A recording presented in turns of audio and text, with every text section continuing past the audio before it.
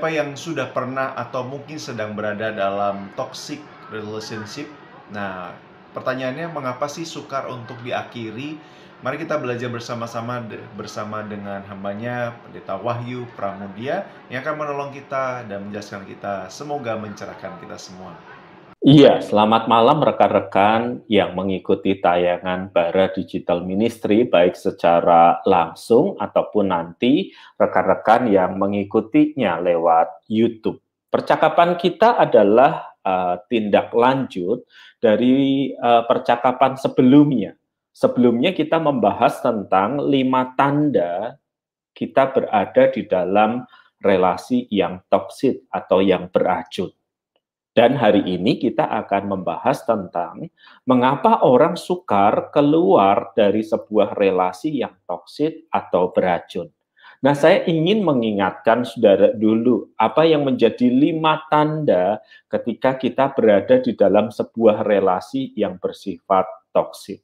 Lengkapnya bisa dilihat dalam rekaman yang tersedia di YouTube. Yang pertama, saudara-saudara, kita berada di dalam relasi yang toksik, yang beracun, ketika kita merasa tidak dihargai dan hanya digunakan atau dieksploitasi. Jadi ada perasaan bahwa kita hanya dipakai, tetapi tidak pernah dihargai. Hanya digunakan dan dieksploitasi.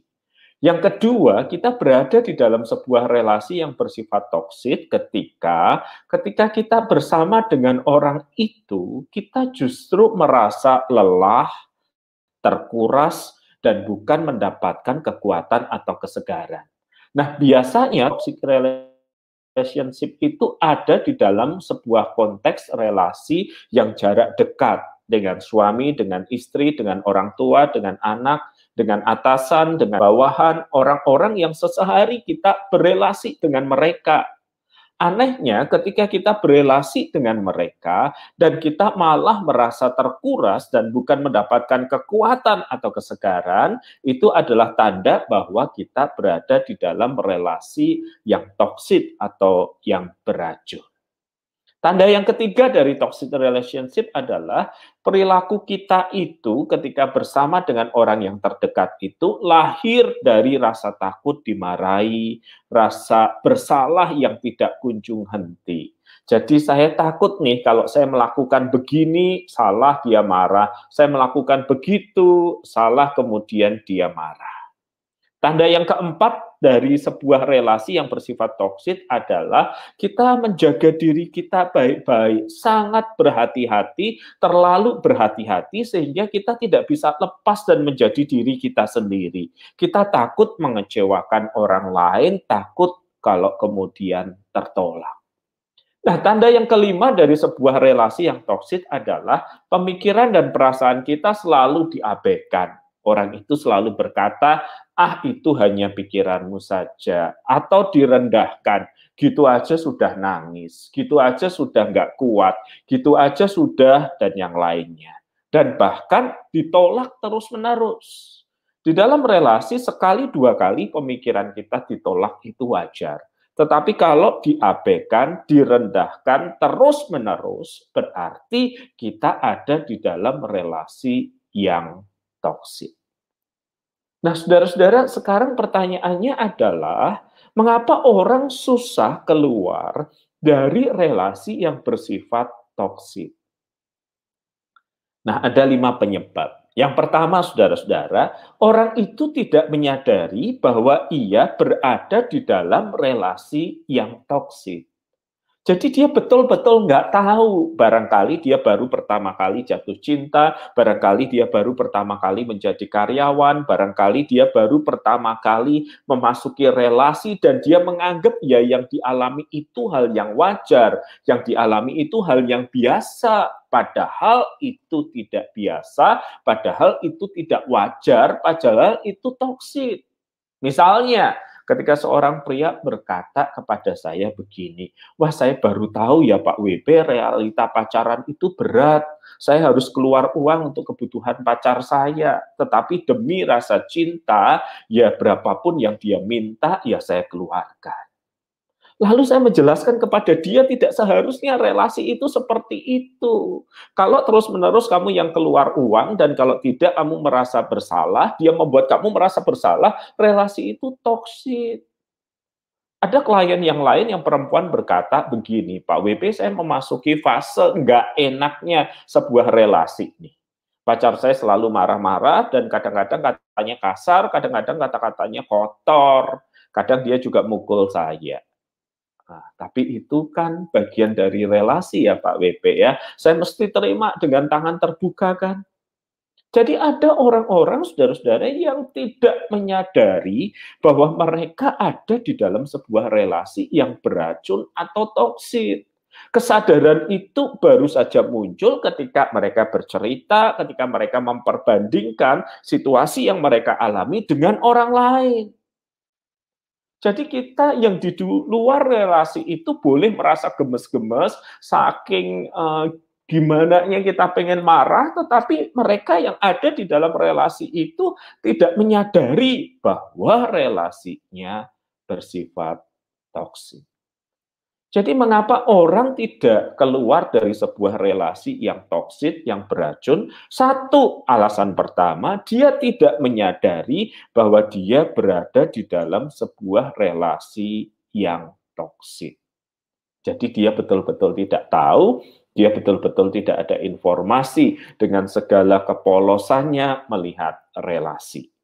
Yang kedua yang kadangkala sangat parah terjadi adalah ketika seseorang berkata kepada saya, ini alasan kedua mengapa orang sulit keluar dari toxic relationship. Alasan yang kedua adalah ketika ia berkata, saya Pak mendapatkan perlakuan seperti ini. Kalau suami saya marah, memukul, saya layak mendapatkan seperti ini. Saya bukan istri yang baik, saya bukan istri yang cakap. Kalau istri saya ngomel-ngomel melulu dan bahkan melakukan kekerasan verbal dan fisik kepada saya layak mendapatkan ini. Saya bukan suami yang baik, saya tidak bisa cari uang lebih banyak. Kalau atasan saya mengatakan mohon maaf bodoh, ya itulah saya Pak WP, saya memang bodoh dan layak dimarahi seperti itu terus-menerus entah sampai kapan. Jadi ada semacam citra diri yang entah mengapa menjadi rendah, entah mengapa menjadi hancur berantakan, sehingga dia merasa dia layak diperlakukan dengan buruk, dia layak mendapatkan perlakuan yang buruk seperti itu. Nah, ini alasan yang kedua, mengapa orang sukar keluar dari sebuah relasi yang toksik atau beracun. Perasaan bahwa saya layak mendapatkan perlakuan seperti ini. Keyakinan yang tentu saja salah Bapak, Ibu, dan saudara sekalian. Yang ketiga, mengapa orang sukar keluar dari toxic relationship? Kalau yang pertama tadi dia tidak menyadari, dia tidak tahu kalau dia ada dalam relasi yang bersifat toksik, beracun. Yang kedua, dia merasa layak, pantas diperlakukan dengan buruk. Yang ketiga adalah perasaan takut kehilangan relasi yang ada.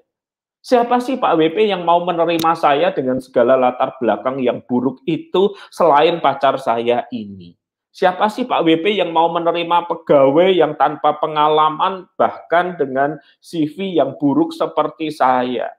Saya itu wis bersyukur ada yang mau jadi pasangan saya wis bersyukur ada yang menerima saya sebagai pegawainya. Nah, kalau saya keluar dari relasi ini yang menurut kata banyak orang itu toksik atau beracun, nah, masa ada orang lain yang mau menerima saya sih, Pak?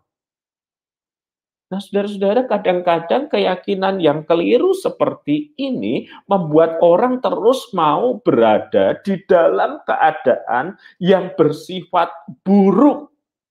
Karena mereka nggak yakin kalau mereka keluar dari situ, ada yang mau menerima mereka, ada yang mau berteman kepada mereka, ada yang mengasihi mereka apa adanya. Bagi mereka itu bukan hal yang biasa bagi mereka.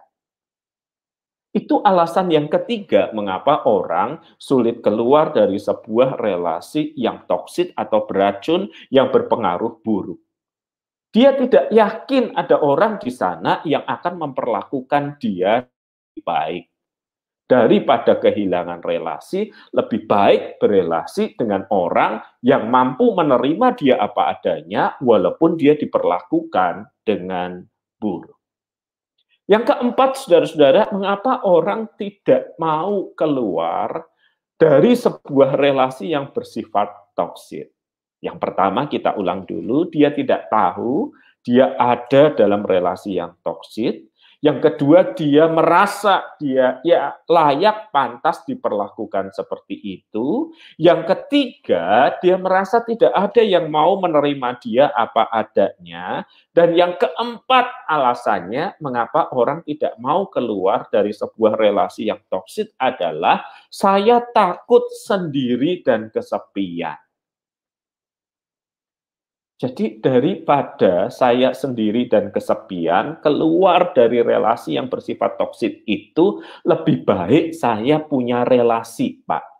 Karena kesendirian itu berat dan buruk. Dan yang ini seringkali terjadi bagi mereka yang sudah pacaran lama, gitu ya. Dan diperlakukan dengan sangat buruk di dalam masa pacaran itu.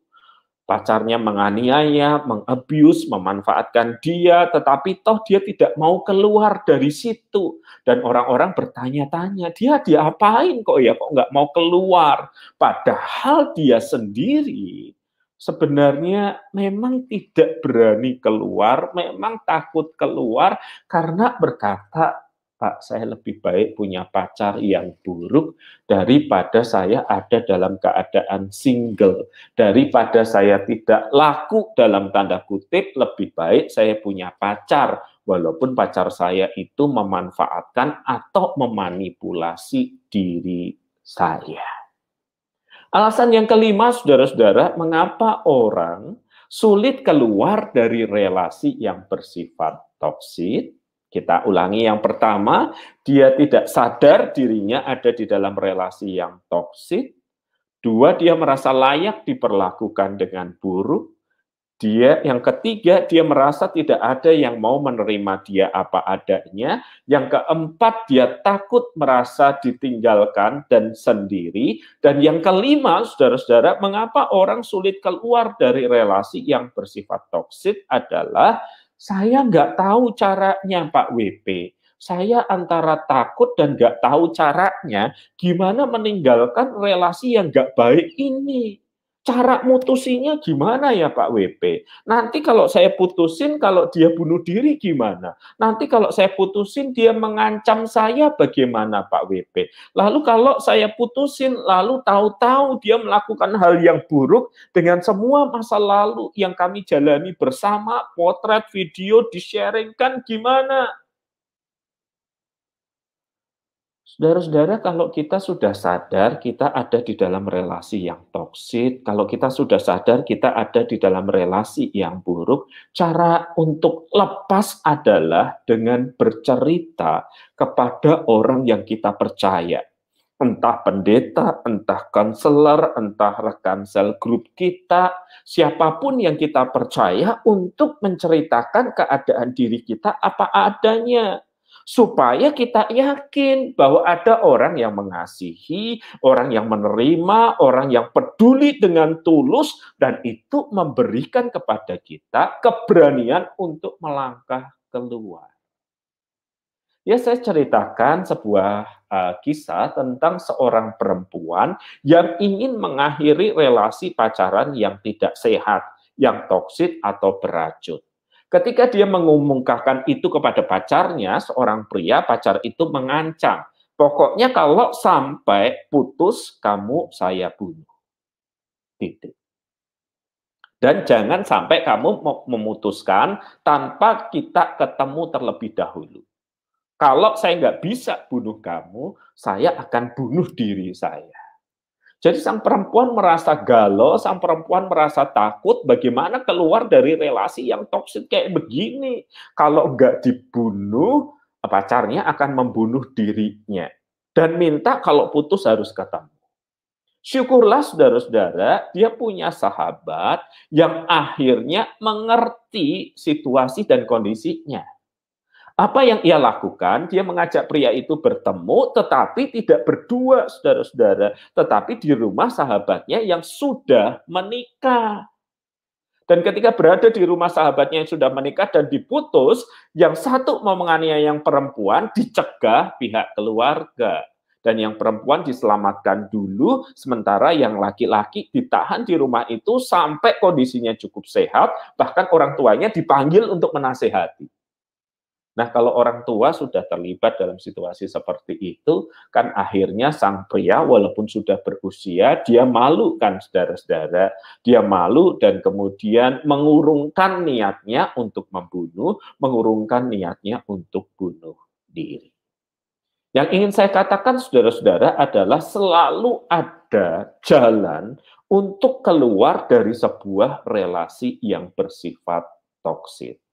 Pak, kalau pacaran seperti itu, kalau menikah bagaimana? Nah, jalan keluar yang pertama, saudara-saudara, ketika mengalami pernikahan yang bersifat toksik, beracun, merusak adalah berbagi kisah itu kepada orang yang kita percaya. Jadi supaya kalau in case emergency terjadi sesuatu, kita sudah tahu kita pergi kemana. Misalnya suami atau istri itu mengancam, membunuh, dan yang lainnya. Ketika momen itu terjadi di depan mata, kita itu sudah tahu kita harus pergi kemana. Karena orang itu akan menerima kita tanpa terlalu banyak pertanyaan. Kita punya safe house terlebih dahulu, tempat di mana kita melarikan diri sejenak. Nah, selain bercerita kepada orang yang kita percaya, ada saat di mana kita harus membuka ini kepada dua keluarga kita. Keluarga yang pertama adalah keluarga biologis kita, karena pernikahan menyangkut juga hubungan dua keluarga. Keluarga yang kedua adalah keluarga kita di dalam Kristus, yaitu komunitas orang yang kita percayai di gereja. Agar kita tidak merasa sendirian dalam pergumulan itu, agar ketika detik-detik krusial itu terjadi, kita tahu kemana kita akan pergi. Bagi Anda yang berada dalam relasi yang bersifat toksik, Anda merasa lelah, dimanfaatkan, dimanipulasi, dianiaya, bahkan selalu ada jalan keluar.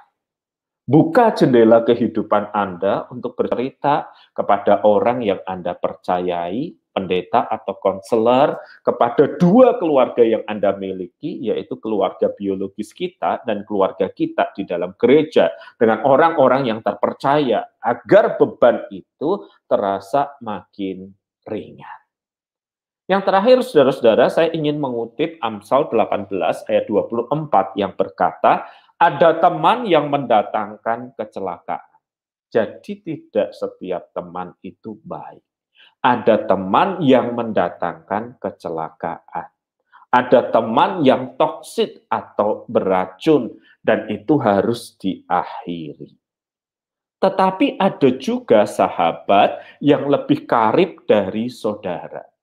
Jadi selalu ada orang-orang yang peduli dengan kita, dan mereka menjadi lebih dekat, lebih karib daripada seorang saudara. Mereka bersedia membantu dan menolong kita. Temukanlah orang-orang yang lebih karib daripada seorang saudara. Hindarkanlah teman yang mendatangkan kecelakaan atau yang bersifat toksik. Nah, saya berhenti dulu pada bagian ini, Pak Feby, untuk menjawab beberapa pertanyaan yang mungkin muncul. Silahkan, Baik. Pak. Baik, terima kasih, Pak, untuk malam hari ini. Luar biasa tentang apa yang menjadi pergumulan di bagian yang kemarin dan juga hal-hal yang dihadapi oleh rekan-rekan kita. Nah, ini kan artinya begini, Pak, kalau misalnya Bapak beberapa di bagian ini adalah takut kehilangan, takut sendiri, dan takut kesepian, apakah salah satu caranya adalah dengan berani untuk memutuskan hubungan itu, Pak? Dan mungkin saya lanjut, ada satu pertanyaan dari Evi Kristina Siagian, melanjutkan pertanyaan barusan adalah, lalu kalau pernikahan toksik itu bagaimana, Pak? Apakah harus keluar atau bagaimana? Iya, terima kasih Pak. Itu pertanyaan yang menarik. Yang pertama ingin saya sampaikan adalah toxic relationship, relasi yang beracun pada tahap yang paling buruk, dia menghilangkan kepercayaan diri. dari sang korban. Jadi dia merasa pantas diperlakukan buruk, merasa takut nggak ada yang menerima dia, takut sendiri, takut sepi. Nah, toxic relationship yang paling buruk adalah ketika kepercayaan diri itu udah hancur. Rasa berharga itu sudah sirna. Nah, maka apa yang harus dilakukan? Yaitu membuka jendela kehidupan kita. Membuka pintu kehidupan kita untuk menemukan orang-orang di dalam keluarga kita, orang-orang di dalam keluarga kita di gereja yang ternyata mengasihi dan menerima kita apa adanya. Mereka menjadi kepanjangan tangan Kristus yang menerima dan meraih kita, yang memeluk kita di dalam segala ketidakberdayaan kita. Pak, kalau sudah menikah bagaimana? Nah, tadi saya sudah menyampaikan kalau sudah menikah, bicaralah selalu pada dua keluarga yang kita miliki, yaitu keluarga kita biologis, kepada orang yang kita percaya tentu saja, agar mereka tahu apa yang terjadi dan sewaktu-waktu lari mereka tahu alasannya. Kedua, pada keluarga Allah yang kita miliki di dalam Kristus, yaitu orang percaya yang ada di gereja kita dan kita percaya sama mereka.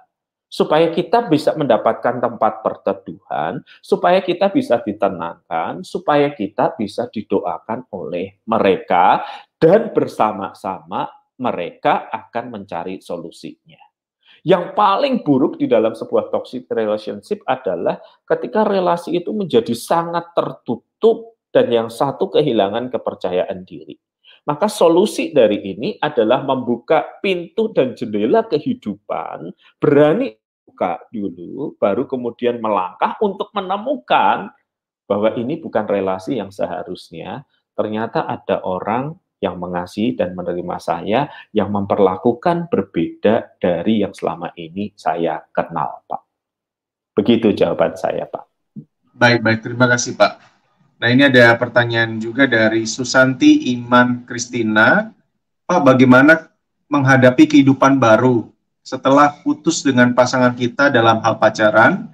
Karena kebanyakan kalau sudah putus pacaran itu ada rasa malu, padahal sudah putus karena relasi yang buruk tadi, Pak. Jadi setelah memutuskan karena mungkin ada trauma atau sesuatu yang jadi menghalangi, Pak.